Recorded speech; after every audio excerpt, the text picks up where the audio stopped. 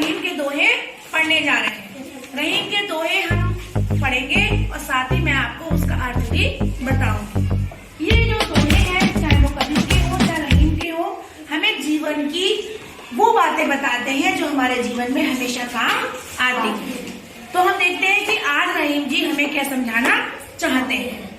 बिगड़ी बात बने नहीं, बिगड़ी बात बने नहीं, लाख करे किन कोय, लाख करे किन कोय, बिगड़ी बात बने नहीं, बिगड़ी बात बने नहीं, लाख करे किन कोय, लाख करे किन कोय, रही मन बिगड़े दूध को, रही मन बिगड़े दूध को, मथे न माखन होए, मथे न माखन होए, रही मन बिगड़े दूध को, रही मन बिगड़े दूध को, मथे न माखन होए। मथे न माखन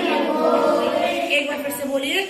बिगड़ी बात बने नहीं, बिगड़ी बात बने नहीं, बिगड़ी बात बने नहीं, बिगड़ी बात बने नहीं, लाख करे किन कोय, लाख करे किन कोय, रही मन बिगड़े दूध को, मथे न माखन होए, रही मन बिगड़े दूध को, मथे न माखन होए। अब इस दोहे में रहीम दास जी हमें ये समझाना चाहते हैं कि एक बार अगर कोई बात बिगड़ जाए तो वो दोबारा नहीं बनती है। बिगड़ी बात बने नहीं। जब हमसे कोई गलती हो जाती है, हमारा काम खराब हो जाता है, एक बार अगर हमारी बात बिगड़ जाती है तो दोबारा वो बात फिर से वैसी नहीं हो जाती। लाख करे किन कोय, चाहे आप कितनी कोशिश क्यों ना कर लें, अगर ये पेज फट जाए, सपोज ये किताब आपके हाथ में है और इसका पेज बीच से आपसे फट जाए, तो क्या आप उस कागज को फिर से वैसा ही जोड़ सकते हो? आप कितनी ही कोशिश कर लो, वो कागज फिर से वैसा नहीं जुड़ता। आप टेप लगा सकते हो, उसमें चिपका सकते हो टेप लगा के, लेकिन बिल्कुल वैसा ही नहीं कर पाते। कैसे? जैसे रही मन बिगड़े दूध को, रहीम दास जी कहते हैं कि अगर दूध आपका एक बार फट जाए, बिगड़ जाए, अगर आपका दूध जो आप घर में दूध आया है, आप उसे उबालना भूल गए हो या फ्रिज में रखना भूल गए हो, या वो देर से आपके घर में आया है और दूध फट जाता है, तो वो दोबारा फिर से ठीक नहीं हो सकता। मथे न माखन हो, कितना ही मथ लो, कितना ही उसमें से मक्खन नहीं निकलेगा। आप उसका बस खीस बना सकते हो, चीनी डाल के खा सकते हो, या फिर आप उसका पनीर बना सकते हो। ना वो फिर से दूध बनेगा और ना ही उसको मथते मथते थक जाओ, मक्खन भी नहीं निकलेगा।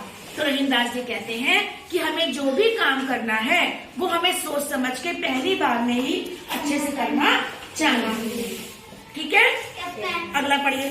जो रहीम उत्तम प्रकृति, जो रहीम उत्तम प्रकृति, जो रहीम उत्तम प्रकृति, जो रहीम उत्तम प्रकृति, का करी सकत कुसंग, का करी सकत कुसंग, का करी सकत कुसंग, का करी सकत कुसंग, चंदन विष व्यापत नहीं, चंदन विष व्यापत नहीं, चंदन विष व्यापत नहीं, चंदन विष व्यापत नहीं, लिपटे रहते भुजंग, लिपटे रहते भुजंग, लिपटे रहते भुजंग। लिपटे रहते भुजंग। अब इस दोहे में रहीम दास जी आपको ये समझाना चाहते हैं कि जिनका स्वभाव बहुत अच्छा होता है, उत्तम माने बहुत अच्छा, प्रकृति माने स्वभाव, जिनका स्वभाव बहुत अच्छा होता है, बुरी संगत भी उसका कुछ नहीं बिगाड़ सकती है। अगर हम बहुत अच्छे हैं खुद से, तो हमारी दोस्ती भले ही किसी खराब व्यक्ति के साथ हो जाए, वो हमें जबरदस्ती बिगाड़ नहीं सकता, जब तक कि हम खुद बिगड़ना नहीं चाहें। है कि कोई जबरदस्ती हमसे कह दे कि ये गंदी चीज खा लो, हम खा लेंगे? अगर कोई हमसे कहे अभी गुटखा खा लो मैम, या मैम ये शराब पी लो, तो क्या हम पी लेंगे?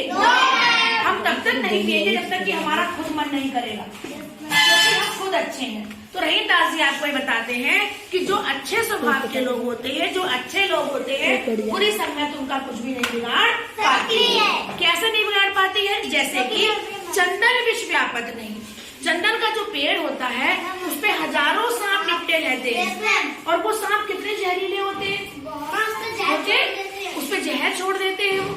लेकिन चंदन का जो पेड़ है वो अपनी शीतलता कभी नहीं त्यागता है और अपनी खुशबू भी कभी नहीं त्यागता है। हम उसको कहाँ लगाते हैं? माथे पर। शिव जी के भी तिलक लगाते हैं उस पे। तो चंदन का जो पेड़ है हजारों सांप लिपटे रहने के बावजूद भी ना तो अपनी ठंडक खोता है और ना ही अपनी खुशबू को खोता है। इसी प्रकार से हम जैसे हैं अच्छे, हमें अच्छे ही रहना चाहिए। अगर किसी गंदे व्यक्ति के साथ हमारी दोस्ती हो जाती है तो हमें उसे सुधारने की कोशिश करनी चाहिए, ना कि हम उस जैसा बन जाए। भाई आपका कोई दोस्त अगर पढ़ने में कमजोर है तो क्या हम भी बुद्धू बन जाएंगे? हम क्या करेंगे? हम उसे पढ़ाने की कोशिश करेंगे, हम उसको अपने जैसा अच्छा बनाएंगे। अगला देखिए, बड़े बढ़ाई ना करें,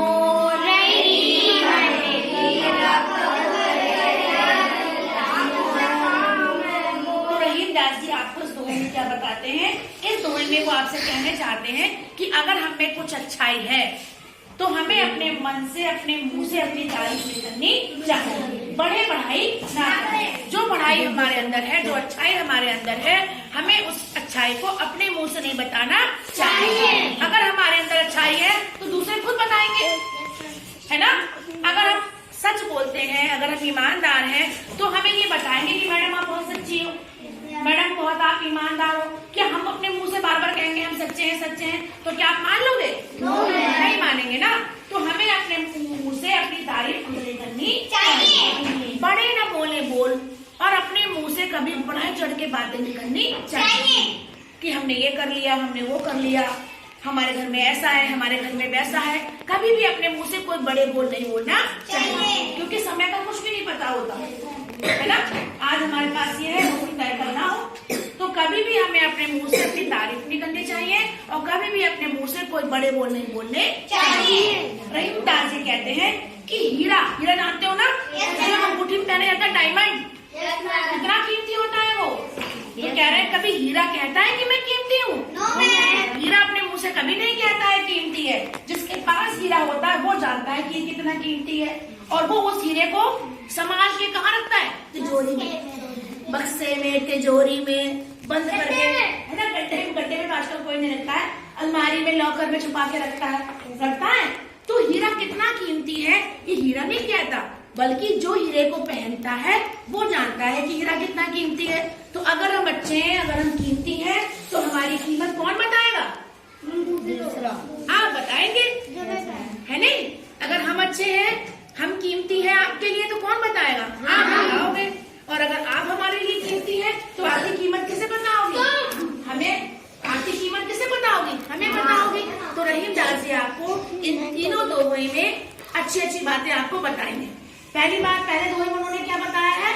पहली दोहे में उन्होंने आपको ये बताया है कि अगर एक बार बात बिगड़ जाती है तो दोबारा नहीं होती है, इसलिए हमें पहली बार में ही काम को सोच समझ कर करना चाहिए। दूसरी बात में उन्होंने ये कहा है कि अगर हम खुद अच्छे हैं तो बुरी संगत हमारा कुछ भी नहीं बिगाड़ सकती है। तो हमें अपने ऊपर विश्वास होना चाहिए और हमें दूसरे को सुधारने सुधारने की कोशिश करनी चाहिए। तीसरे दोहे में हमने क्या बताया है बड़े न बोलने कि हमें अपने मुंह से बड़े बोल नहीं बोलने चाहिए। और अगर हमारे पास अंदर कुछ अच्छाई है तो हमारी कीमत दूसरे लोग बताएं।